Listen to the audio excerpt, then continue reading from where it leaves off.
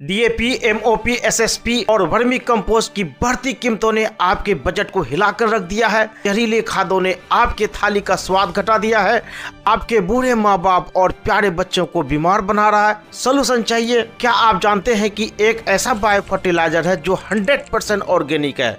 इसका इफेक्ट मिट्टी में कई सालों तक रहता है। इसका नाम बायो एनपीके है, जिसमें होते हैं 3 बैक्टीरिया। पहला नाम इसका है फॉस्फेट सोलेबल बैक्टीरिया, शॉर्ट में से पीएसपी बोलते हैं। Potassium soluble bacteria Ksp, nitrogen fixing bacteria. ये बैक्टीरिया 50% तक वर्मी कंपोस्ट और केमिकल फर्टिलाइजर का खर्च को कम कर सकता है। दोस्तों, रिलायंस, अडानी के एग्रीटेक कंपनियां, प्रोग्रेसिव किसान, इनोवेटिव फार्मर अब पीएसपी, केएसपी से अपने खर्चों में 50% तक की बचत कर रहे हैं। दोस्तों, इस वीडियो में हम आपको दिखाएंगे कि पीएसपी, केएसपी से कैसे आप अपनी लागत में भारी कमी कर सकते हैं, जहरीले खादों से छुटकारा पा सकते हैं। सही इस्तेमाल करने के सबसे 4 इफेक्टिव मेथड आपको इस वीडियो में दिखाएंगे और भी बहुत कुछ बताएंगे।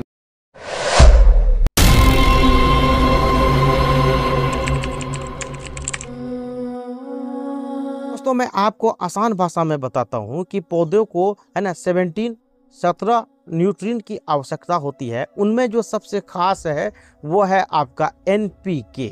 एनपीके क्या है दोस्तों? नाइट्रोजन, फास्फोरस और पोटेशियम। दोस्तों, आप जानते हैं कि यूरिया डालने से नाइट्रोजन की पूर्ति हो जाती है, और आपको ये भी पता होगा कि नाइट्रोजन बहुत जल्दी पौधे में एब्जॉर्ब हो जाता है। उसका इफेक्ट आपको तुरंत देखने को मिलता है ना। नाइट्रोजन बहुत जल्दी पौधे के लिए घुलनशील होकर के अवेलेबल हो जाता है।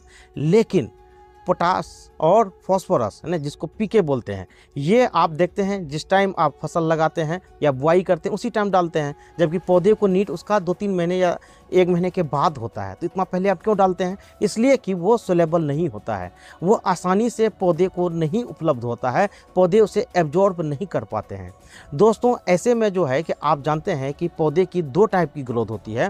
पहला होता है वेजिटेटिव ग्रोथ, अंकुरन से लेकर के फूल बनने से पहले तक हम लोग पूरा एफर्ट यहाँ पर लगाते हैं, मेरा पौधा देखने में हरा भरा और बहुत बड़ा हो जाता है, इसमें हम लोग यूरिया डालते हैं, तो पौधा क्या हो जाता है, बहुत ही आपको अट्रैक्टिव दिखता है। लेकिन फूल से लेकर के फ्रूट बनने तक ना, सीड बनने तक, वहाँ पर देखेंगे क्या कि सीड छोटे हो गए या फ्रूट कम बने या फिर फूल बने तो वो नीचे गिरना शुरू हो गया। इसके पीछे क्या कारण है, कभी सोचा है? दोस्तों, आपको बता दें, फूल बनने से लेकर के फ्रूट के डेवलपमेंट तक यहाँ पर पीके की रिक्वायरमेंट होती है। पीके क्या है? पोटास और फास्फोरस। दोस्तों, ये ज़मीन पे उपलब्ध होने के बावजूद भी पौधे इसे पर्याप्त ढंग से नहीं ले पाते हैं। तो इस प्रॉब्लम का मैं सॉल्यूशन लाया हूँ दोस्तों, है ना। और ये बायो एनपीके इसलिए नाम दिया गया है कि ये एक बैक्टीरिया है ना, ये कोई केमिकल नहीं है। तो बायो एनपीके में है ना, आपका यहाँ पे 3 टाइप का बैक्टीरिया है। पहला बैक्टीरिया है नाइट्रोजन फिक्सिंग बैक्टीरिया, जो ज़मीन में नेचुरल ढंग से यूरिया यानी कि नाइट्रोजन की कंसंट्रेशन को बढ़ाता है। और 2 जो बाकी हैं वो बहुत ही क्रिटिकल है।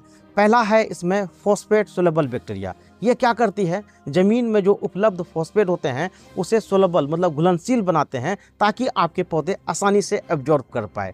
और दूसरा है इसमें पोटास सोलेबल बैक्टीरिया। ये भी बहुत ही महत्वपूर्ण है दोस्तों। आप जानते हैं कि पोटास सॉइल में आपने डाला है लेकिन पौधे के लिए उपलब्ध नहीं होता है। दोस्तों, पोटास सोलेबल बैक्टीरिया और फास्फोरस सोलेबल बैक्टीरिया को जब आप ज़मीन में डालेंगे तो क्या होगा कि ज़मीन में जो पहले से उपलब्ध पोटास और फास्फोरस है उसे घुलनशील बना देता है ये। और घुलनशील बनने से क्या होता है कि इसके जो रूट होते हैं पौधे के, वो आसानी से जो है कि उसे एब्जॉर्ब करता है। तो देखेंगे कि पौधे में जब भी आप ये डालेंगे तो इसका बेनिफिट क्या होगा, फ्लावरिंग स्टेज से लेकर के फ्रूट यानी सीड बनने तक पौधे में आपको कमाल की ग्रोथ दिखेगी। यहाँ पर क्या होगा कि अक्सर जो है कि फूल गिरने की समस्या आती है। फूल गिरने के बाद जब फ्रूट बनता है सर के नीचे गिरता है, या कोई ग्रेन है ना, कोई अनाज वाला पौधा है तो उसके सीड छोटे बन जाते हैं। आपने पोटास और फास्फोरस डाला, ऐसा क्यों हुआ? सोचा आपने? इसलिए हुआ कि वहाँ पर वो बैक्टीरिया उपलब्ध नहीं है, क्योंकि हम लोग ज़्यादातर केमिकल फर्टिलाइजर या इंसेक्टिसाइड, पेस्टिसाइड का जो उपयोग करते हैं, इस टाइप के बैक्टीरिया अक्सर मर जाते हैं या ख़राब हो जाता है। तो दोस्तों, आंख बंद करके आप जो है कि ये बायो फर्टिलाइज़र का उपयोग कीजिए, तो आपके जो गार्डन हो या फिर आप बाड़ी दियारी करते हो या फिर आप किसान हो, आपके ज़मीन में अच्छी उपज होगी। दोस्तों, वीडियो में आगे देख लीजिए डालते कैसे। दोस्तों डालने के 4 मेथड हैं। पहला मेथड है किसी भी आप इंडिविजुअल प्लांट जो लगे हुए हैं उसमें आप डाल सकते हैं और इसके पैकेट पर डालने का विधि लिखा हुआ भी है। दोस्तों आपको पानी में इसको डालना है। ध्यान रखना ये बात है कि पानी जो है कि साफ़ हो, उसमें पहले से कोई कीटनाशक या कोई केमिकल फर्टिलाइज़र डाला हुआ नहीं हो या साबुन सर्फ वाला बाल्टी नहीं हो। दोस्तों ये जो अगर होगा तो ये बैक्टीरिया है ना उतना इफेक्टिव नहीं हो सकता है। और कोशिश करें कि जो मिट्टी का पीएच है उसको पहले चेक कर लें। अगर आपका पीएच रेंज मिट्टी का बेसिक 8 से ऊपर है तो ये बैक्टीरिया का इफेक्ट भी कम होता है। और दूसरी बात जो ध्यान देने वाली बात यह है कि पानी में डालने के बाद इसे कम से कम 2-4 घंटे से छोड़ दें ताकि ये पानी में है ना मल्टीप्लाई कर पाए और डायरेक्ट इसे सॉइल में नहीं डालें। दोस्तों इस टाइप से जो है कि आप यहाँ पर मैं दिखाने के लिए आपको डाल के दिखा रहा हूँ, इस टाइप से आपको डाल देना है।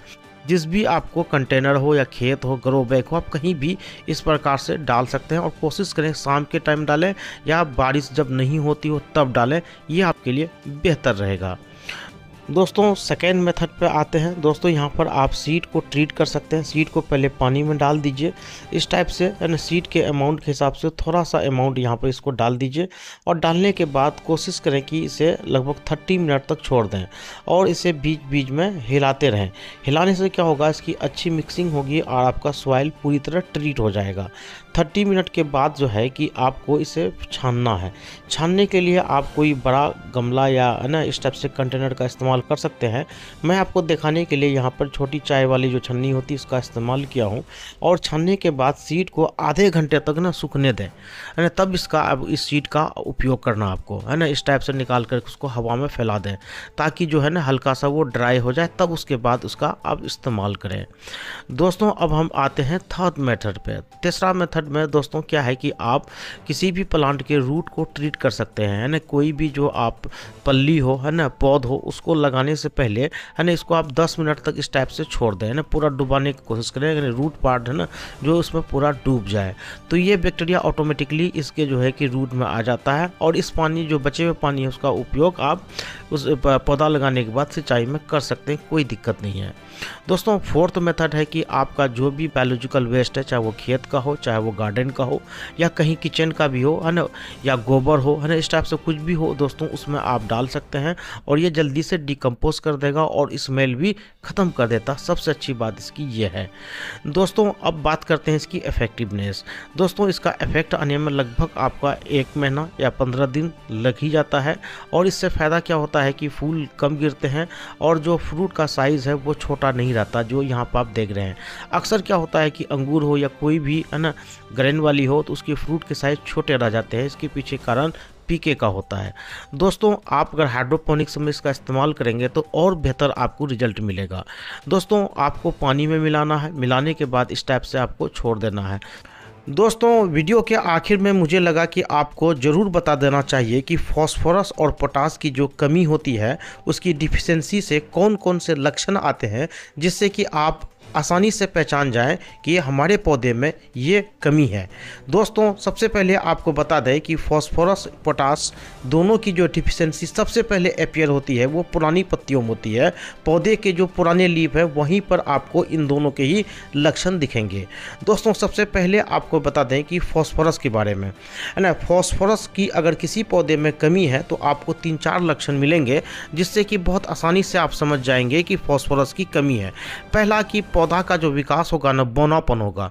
कहने का मतलब है कि जितना उसका हाइट होना था उतना हाइट में वो पौधा बड़ा नहीं हो पाएगा, है ना। आपको लगेगा कि ये पौधा, है ना, हाइट से बहुत कम, जैसे इंसान, है ना, जिस 6 फीट का या 7 फीट का होना चाहिए, है ना, कोई 4 फीट का होता है, उसको हम लोग क्या बोलते हैं, बौना। उस टाइप से आप अंदाजा लगा सकते हैं पौधा आपका क्या हो जाएगा, बौना। पुरानी पत्तियां में जो है ना कि नीले हरे रंग हो सकते हैं या कुछ ऐसे भी पत्ते होंगे जिसमें बैगनी कलर उसमें अपीयर होगा, है ना, और शंकुनुमा बन जाएगा, है ना, शंकुकार, है ना, उसका जो है कि शेप बन जाएगा, जिससे कि आप समझ जाएंगे। इसके अलावा जड़ों का जो सीमित ग्रोथ होगा, बहुत कम आपको उसके रूट डेवलपमेंट देखने को मिलेंगे जब मिट्टी को कोड़ के आप देखेंगे। इसके अलावा जो है कि उसमें जो मैच्योरिटी आएगा वो आने में काफ़ी टाइम लगता है और इसके अलावा जो बीज है और फल, उसका विकास है ना कंप्लीट नहीं होगा, मतलब कंप्लीट फॉर्मेशन नहीं होगी, मतलब कि बीज बनेंगे भी तो छोटे बनेंगे या चिपटे बनेंगे। फल बनेंगे भी तो वो टेढ़ा मेढ़ा होगा या उसका साइज बहुत ही छोटा होगा, जो देखने में आपको खुद अजीब लगेगा। दोस्तों है ना, फॉस्फोरस की है ना कमी को ये देख करके आप बहुत आसानी से पहचान पाएंगे। चलिए अब बात करते हैं पोटास की कमी के लक्षण को कैसे जानेंगे। दोस्तों इसके भी सिम्टम आपको पुराने पत्तियों में ही देखेंगे। इसका जो किनारा होगा ना, पोटास वाला जो भी होगा है ना, किनारा उसका सूखा हुआ मिलेगा आपको। ये फोटो भी देखिए आप, है ना, जो मक्का का है उसका जो किनारे वाले पार्ट है और जो प्रोक्सिमल पार्ट है ना, जो सबसे मतलब कि जो नोकीला वाला पार्ट जो आगे देख रहे हैं ना, जो सूखा हुआ है मक्का का, उस टाइप से आपको दिखेगा, है ना। और दोनों साइड इसके सूखे होंगे, बीच में नहीं, याद रखिएगा। इसको कोई लोग क्लोरोसिस भी बोलते हैं, याद रखिएगा। और बाद में आप क्या देखेंगे कि इसके जो पत्तियों में ना भूरा हो जाएगा, झुलसा टाइप से आपको दिखेगा। और पत्तियों में ना धीमी विकास होगा और पत्तियाँ जो इसका बौना होगा, याद रखिएगा, है ना। पोटास की कमी से पत्ता आपका बौना होगा, है ना। और फास्फोरस की कमी से पूरा पौधा बौना होता है। और इसके जो तने होंगे वो कमज़ोर होंगे। आपका जो स्टेम देखेंगे तो आपको काफ़ी पतला सा दिखेगा। और इसमें जो है कि पौधे की गिरने की प्रवृत्ति होगी, बार बार आपको सपोर्ट देना होगा, पौधा गिरना शुरू हो जाएगा। इसके अलावा जो है कि इसका जो बीज होगा वो सुकर जाएगा, है ना। जैसे कि मटर का ही बीज निकालेंगे तो काफ़ी आपको चिपटा चिपटा टाइप का मिलेगा, वो कंप्लीट गोल टाइप का जो होता है वो नहीं होगा। और इसमें फ्रूटिंग नहीं हो पाएगी, याद रखिएगा। पोटास की अगर कमी होगी तो फ्रूटिंग ना के बराबर होगा। दोस्तों इन सिम्टम से आप पहचान जाएंगे कि आपके पौधे में फास्फोरस और पोटास की क्या कमी थी, या आगे आप कोई है ना एग्रीकल्चर या फार्मिंग करेंगे तो आपको अंदाज़ा लग जाएगा। दोस्तों आप जानते हैं कि हमारी वीडियो में बहुत सारी इन्फॉर्मेशन होती है और इतना सारा इन्फॉर्मेशन में से बहुत सारे क्वेश्चन बन सकते हैं। अगर आपको इसमें से कोई भी डाउट हो, है ना, तो आप कृपया कमेंट में लिखिए, आपको मैं ज़रूर जवाब दूंगा।